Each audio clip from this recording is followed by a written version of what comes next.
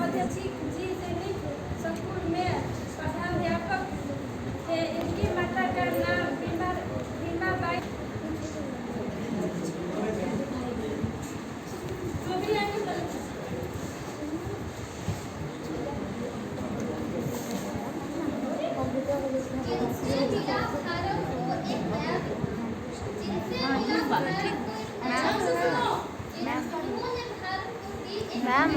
कार्यक्रम को आगे बढ़ाते हुए हम बुलाना चाहेंगे निर्मला कुमारी।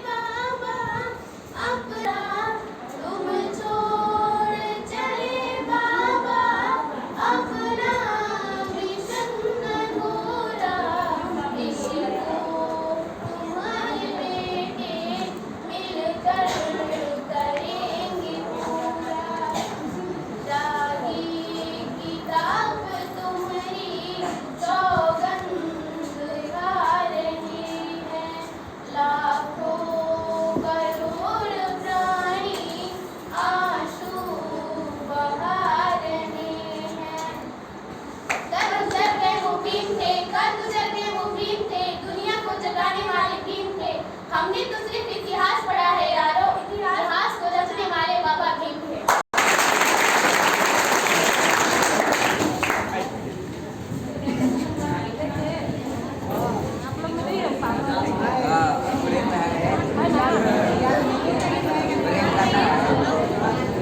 सब लोग शांत रहिए, सब लोग शांत रहिए।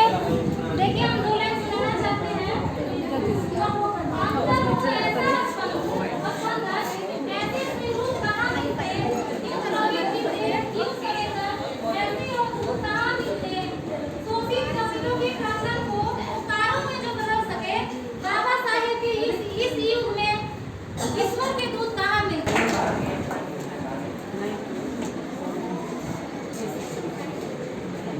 मैं सौरभ कुमार हूँ और ये प्रधानाध्यापक महोदय एवं शिक्षकगण एवं शिक्षक और बीएड के मैम, मेरा नमस्कार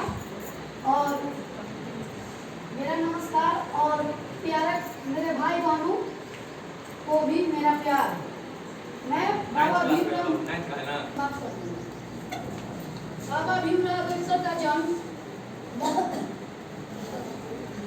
के मध्य प्रदेश में हुआ था। इनके माता का नाम भीमा बाई था और इनके जो आवाज करेंगे उसी को जो है मंच पर लेके जाएगा।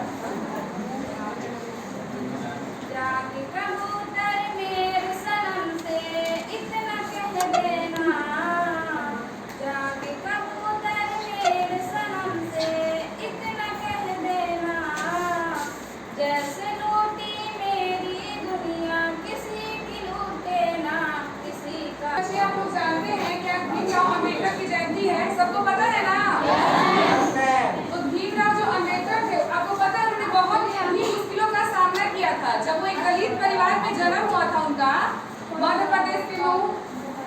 मध्य प्रदेश के महू मतलब जिले में उनका जब जन्म हुआ था वो एक दलित परिवार में थे। उस टाइम दलित परिवार के बच्चों को पढ़ने की आज़ादी नहीं थी, फिर भी उनके पिताजी ने बहुत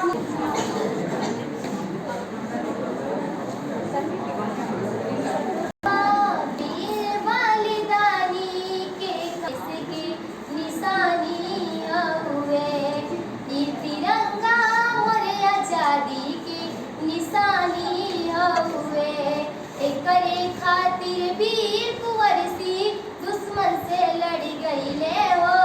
राजगुरु सुखदेव भगत सिंह फांसी पे चढ़ गईले हो। करे खातिर वीर कुंवर सिंह दुश्मन से लड़ गईले हो। राजगुरु सुखदेव भगत सिंह फांसी पे चढ़ गईले कि मांगल बने जस सपूत के कुर्बानी हुए। ई तिरंगा हमरा देश के निशानी हुए। ये भी देखिए बात, हम दुश्मन से कभी यारी नहीं करते, हम सच्चे हिंदुस्तानी अपने वतन से कभी गद्दारी नहीं करते।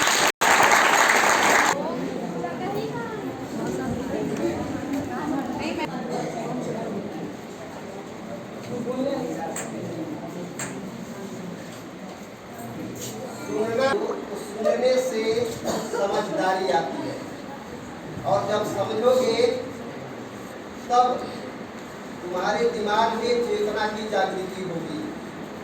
इसलिए सबसे सुनना महत्वपूर्ण है, बोलने से भी ज्यादा सुनना महत्वपूर्ण है।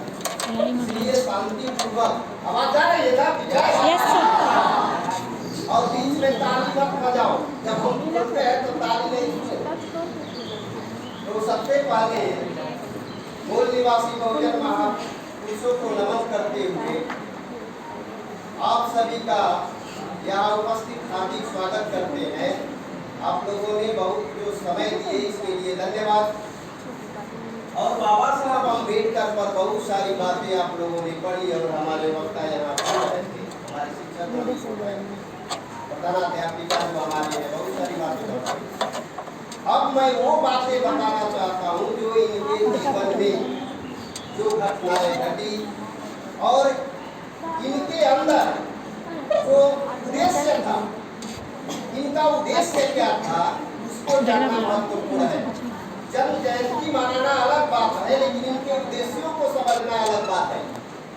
इनके पास एक थीम था, एक उद्देश्य था, एक ऑब्जेक्ट था। वो ऑब्जेक्ट क्या है?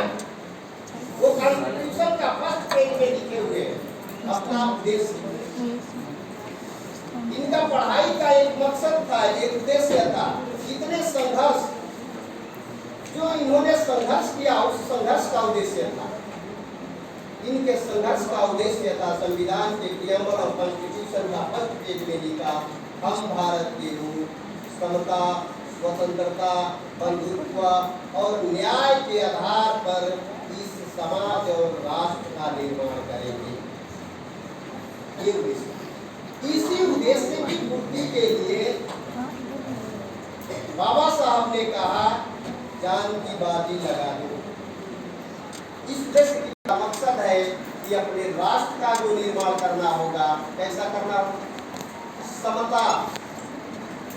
समता का मतलब ये शब्द कहाँ से आया? ये समता शब्द भी जो है यह बुद्धा से आया। बुद्धा ने उस समय क्रांति की और समता के लिए लड़ाई लड़ा, वो समता आई। तो अशोक के शासन काल में मालूम है जीडीपी कितना था? 33%। जब अशोक के शासन काल में जीडीपी 33% था, उस समय दुनिया में पता चला कि भारत सोने की दुनिया है। आज कितना जीडीपी है? 6% से भी। उस समय 33% था। तो उस समय लोग कहे कि भारत सोने की दुनिया है। तो समता का मतलब है ये 5 व्यक्ति है, इस 5 व्यक्ति को समानता और समता दो बातें हैं, ये डिफरेंस है। समानता का मतलब है इक्वालिटी का जो सिद्धांत है, ये है 5 व्यक्ति है, इसको 5 रोटी दे दो, ये इक्वालिटी का सिद्धांत, ये समानता हुआ, इक्वालिटी हुआ। लेकिन बाबा साहब कहते हैं इक्वालिटी नहीं, समता चाहिए। समता कैसी होनी चाहिए? अगर ये व्यक्ति एक रोटी खाता है, इसे 5 रोटी दे दो, दे दिया गया। एक रोटी खाया, 4 रोटी क्या करेंगे? बर्बाद करेंगे। Yes sir. तो इस तरह से जो समता है, इसको एक रोटी की आवश्यकता है तो इसको एक ही रोटी दो। अगर इसको 2 रोटी का आवश्यकता है तो 2 रोटी दो। ये जो है समता का सिद्धांत है। तो इस देश में सभी लोगों को पेट भरना चाहिए, बेरोजगारी दूर होना चाहिए, भुखमरी दूर होना चाहिए, सबको शिक्षा देनी चाहिए, ऐसी समता होनी चाहिए। ये इनका उद्देश्य था। ये क्रियामल और कॉन्स्टिट्यूशन में इन्होंने लिखा। दूसरी बात, स्वतंत्रता। आप लोग कहते हैं आजादी है, आजादी हम लोग किसमें है? आजादी का मतलब है अपनी बात कहने की आजादी होनी चाहिए। ये है स्वतंत्रता। ये कॉन्स्टिट्यूशन का अर्थ क्या होनी चाहिए? अपना ये ऐसी आजादी घूमने फिरने की, किसी देश में बसने की, घूमने फिरने की उन्होंने लिखा। सभी व्यक्ति की, हम व्यक्ति की आजादी, ऐसी स्वतंत्रता होनी चाहिए। लेकिन ऐसा नहीं है। कहीं महिलाओं को रोक दिया जाता है, कहीं पुरुषों को रोक दिया जाता है, कहीं बहुत सारे लोगों को प्रताड़ित किया जाता है, बोलने पर पाबंदी लगाई जाती है। तो ये अभी कॉन्स्टिट्यूशन का जो उद्देश्य है, तीसरा उद्देश्य उन्होंने बनाया समता, स्वतंत्रता और बंधुत्व।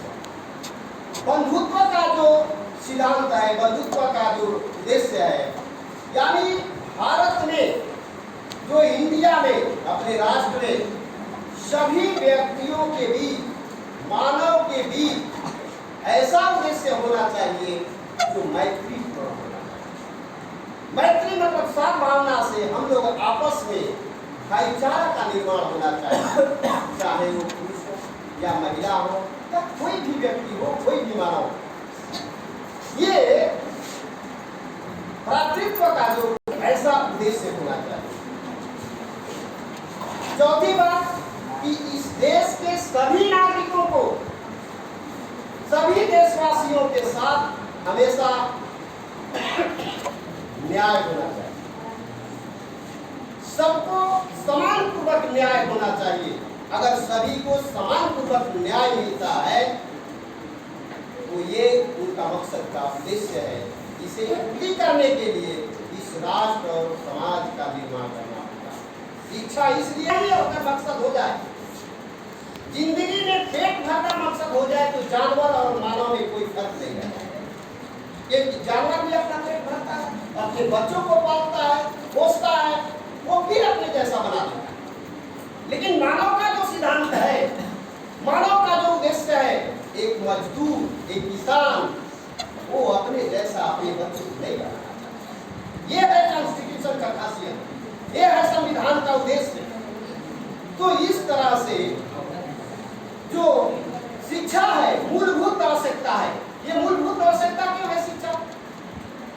कि शिक्षा जो होता है, सत्य को सत्य कहता है, गलत को गलत कहता है। ये बाबा साहब अम्बेडकर ने ऐसी बात शिक्षा का उद्देश्य है। महिलाओं को अगर 1950 के पहले देखा जाए तो बहुत सारे अनटचेबिलिटी थे, महिलाएं थी, पढ़ने का अधिकार नहीं। आप लोग पढ़ लीजिए, देख लीजिए बैकग्राउंड उसका 1950 के पहले। तो ये संविधान खासियत है, इनके दोस्त और दुश्मन इनके सामने परास्त हो जाते। इनके दुश्मन भी थे, जिन्होंने संघर्ष करने का सीखा तो दुनिया में अपना एक उद्देश्य रहा और एक उद्देश्य की अंतिम अवदान होता है जो जानने की इच्छा, जिसकी मतलब है जिज्ञासा। जिज्ञासा शब्द आप लोग सुने होंगे। ये जिज्ञासा है, जानने की इच्छा। उससे भी एक अंतिम शब्द है, एक अंतिम पैदान है, जिसका नाम है जिज्ञासा। वीसा का मतलब है उसको प्राप्त करने की, उनके अंदर ये था। तो ऐसा बहुत सारे इन्होंने कॉन्स्टिट्यूशन में लिखा। जैसे हमारी जो कर रही थी संचालन महोदय, हिंदू कोड बिल में भी समझना होगा महिलाओं की जो दास्तां थी। जब हिंदू कोड बिल संविधान में इन्होंने लाया, महिलाओं को भी बताया नहीं गया। 1951 में लिखते हैं बाबा साहब के पास 1951 में महिलाओं की हिंदू कोड बिल पास हुआ, उसमें 50% दिया गया कि इस देश की आधी आबादी महिलाओं को 50% है, 50%। लेकिन जो संविधान बनाने वाले और उसको पास करने वाली जो कमेटी थी वो अलग थी।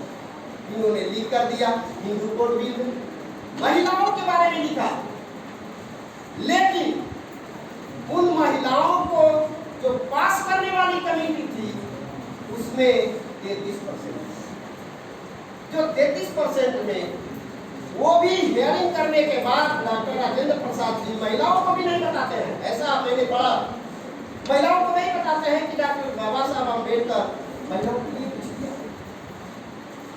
तो महिलाएं क्या करती है, बाबा साहब के घर चली जाती है और उनके घर के घेर लेती है और मुर्दाबाद मुर्दाबाद लगाने लगती है।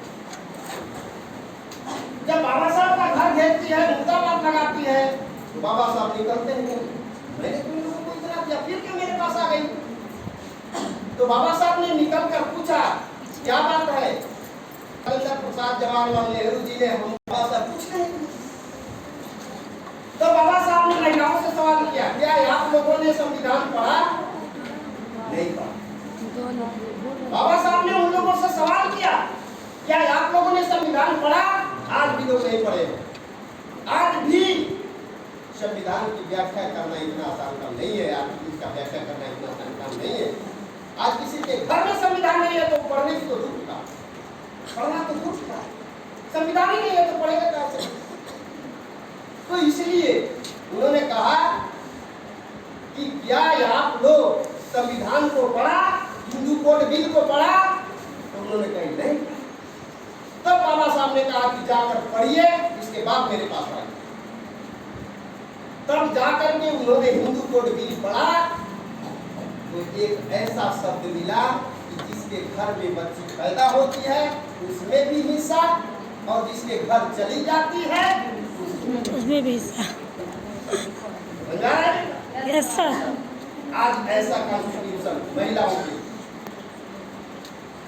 जिन्हें सदियों से पढ़ने नहीं दिया गया, गुलाम बनाकर रखा गया, ये कॉन्स्टिट्यूशन की खासियत है।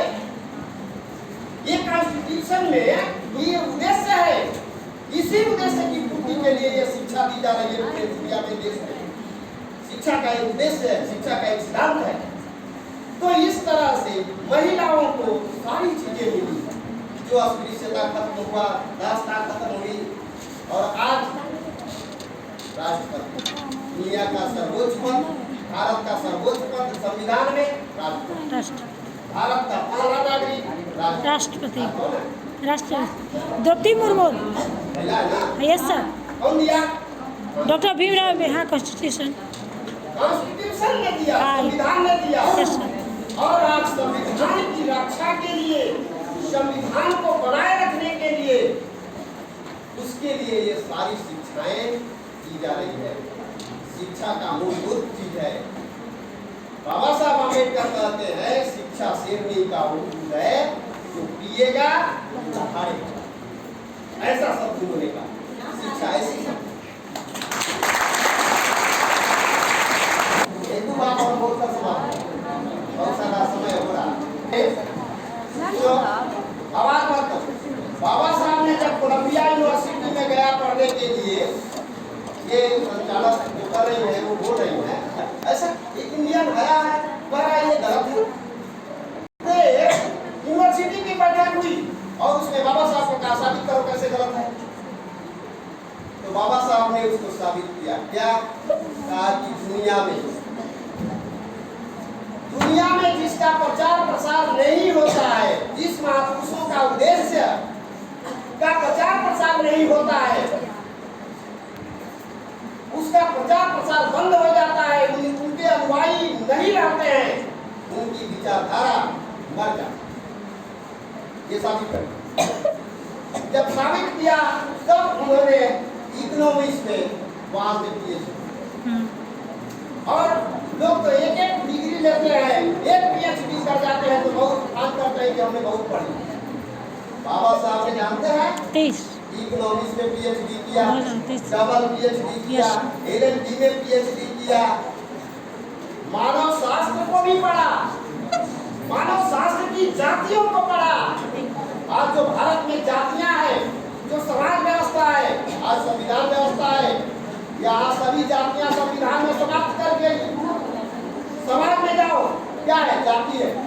उस जातियों को बाबा साहब ने प्रवर्ग बनाया। कितने प्रवर्ग बनाया मालूम है?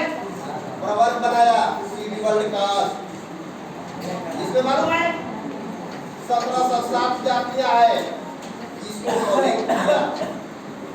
शेड्यूल्ड कास्ट ये प्रवर्ग है। दूसरा ST यानी शेड्यूल्ड ट्राइब, जो जंगलों में 803 जातियां हैं, इसको एक प्रवर्ग बनाया, इसको खत्म किया। OBC अदर बैकवर्ड क्लास, इसमें 4000 है, इसको भी समाप्त किया। और महिला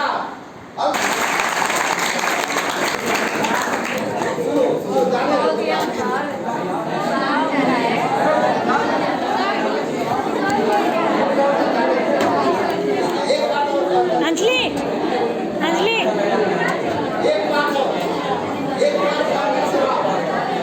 अंजलि थोड़ा सुनिए। इसलिए आप लोगों से मेरा अपील है, आग्रह है कि जो छात्र हैं, जो छात्राएं हैं, शिक्षक है, शिक्षकगण है, अपनी कर्तव्य का निर्वाहन करें। अपने कर्तव्य पर यदि अडिग होते हैं, अपने कर्तव्यों की पूरा करते हैं, तो इनके उद्देश्य का, संविधान के उद्देश्य का पूरा किया जा सकता है। इसलिए आप लोगों से उम्मीद और विश्वास है कि ऐसा करने के लिए, संविधान बचाने के लिए, संविधान को उद्देश्य की पूर्ति के लिए जान की बाजी लगाएंगे। इसी के साथ धन्यवाद।